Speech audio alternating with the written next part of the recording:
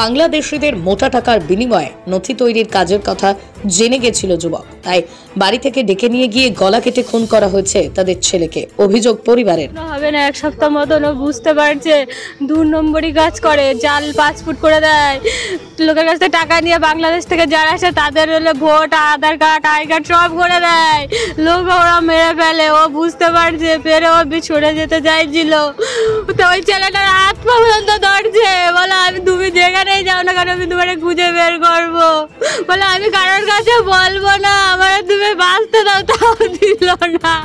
সকালে যুবককে বাড়ি থেকে ডেকে নিয়ে যাওয়া হয়, এরপরে বিকালে তার গলাকাটা দেহ বাগদার কিষান মান্ডির পিছনে পড়ে থাকতে দেখে স্থানীয়রা। খবর দেওয়া হয় বাগদা থানাতে। খবর পৌঁছে যায় মৃত যুবকের বাড়িতেও। চাঞ্চল্য ছড়িয়ে পড়ে গোটা এলাকায়। এরপরই মৃতদেহকে ঘিরে ক্ষোভ দেখাতে থাকে পরিবার ও স্থানীয়রা।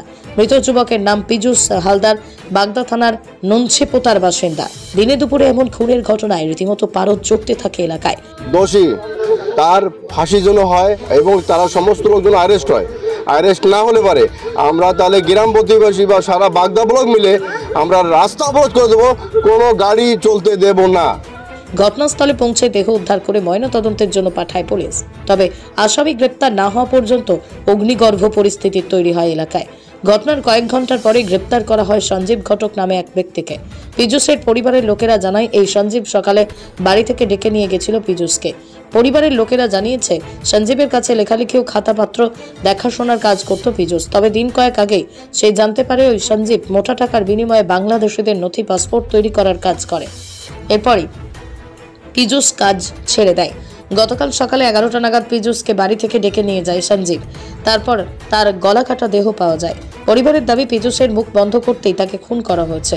দোষীর দৃষ্টান্তমূলক শাস্তির দাবি করছে পরিবার। সঞ্জীব ছাড়াও এই ঘটনার সাথে কে কে যুক্ত ছিল তার তদন্ত করছে পুলিশ।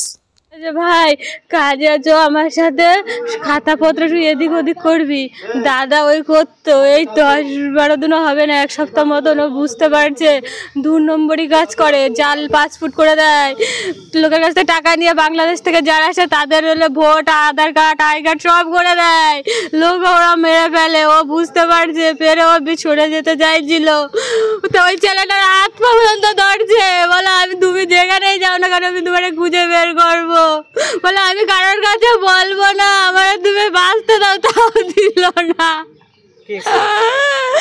যে ছেলেরা থানায় আছে, আর ওর ফোনে যা ওর ফোনে সব কিছু পেয়ে যাওয়া, সব বাংলাদেশ থেকে যারা আসে তাদের সব টাকা নেয়, 50,000 60,000 করে টাকা নিয়ে নিয়ে ওই সব করে দেয়। আগে ওর ডাকে ডাকে করছে, চা করছে, উনি চা করছে, চা খাইলো, তো কয় চল তোরে হসপিটালের ডাক্তার দেওয়া, মানে ডাক্তার দেখাইয়া কাইলের হসপিটালই খাইতে হবে মাগো।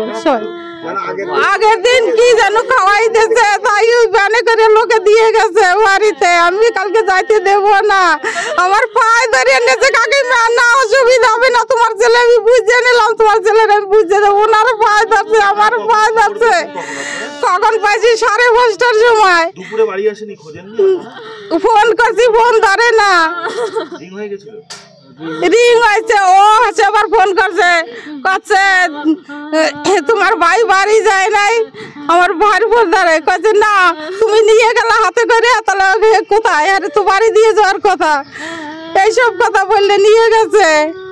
আর আমি কালকে 4:30 নাগাদ আমি পঞ্চায়েতে ছিলাম, সঙ্গে সঙ্গে খবর পেলাম যে একজন মার্ডার হয়েছে। আমি সঙ্গে সঙ্গে মেম্বারদের নিয়ে আরও 50-60 জন ছেলে নিয়ে স্পটে চলে এলাম। দেখলাম কলা বাগানের মধ্যে গলা কাটা অবস্থায় ছেলেটি পড়ে আছে। আমি সঙ্গে চিনতে পারলাম যেটা আমার এলাকার ছেলে, নাম পীযূষ হালদার, বাজারের ছেলে, ভালো ছেলে ছেলেটা, কিন্তু মনে হচ্ছে সঞ্জীব ঘটক বলে একজন ছেলে যে দালাল চক্রে জড়িত ছিল, ও বাড়ি থেকে ডেকে নিয়ে গিয়ে আরও লোকজন নিয়ে হয়তো এই কাজটাকে করিয়েছে। পুলিশকে আমি খবর দিই, তৎক্ষণাৎ পুলিশ এসে যায় বড়বাবু, এবং আসামিকে 2-3 ঘন্টার মধ্যে ওকে গ্রেপ্তারও করেছে। আমি সঙ্গে সারাক্ষণ ছিলাম, গ্রামে যাতে অশান্তি না ঘটে, এলাকা শান্ত থাকে, পুলিশের সঙ্গে সহযোগিতা করেছি। এবং এই যে অসহায় পরিবার, এই পরিবারের পাশে আমি সর্বদা আমি আছি। বাগদার মানুষ আছে, প্রধান হিসেবে আমি নিজেও রয়েছি, এবং আমি চাই এই যে গ্রেপ্তার হয়েছে সঞ্জীব ঘটক, এর সঙ্গে যে যা জড়িত আছে এই পুলিশ প্রশাসনের দৃষ্টান্তমূলক শাস্তিটা দিক, এটা আমরা আশা করছি।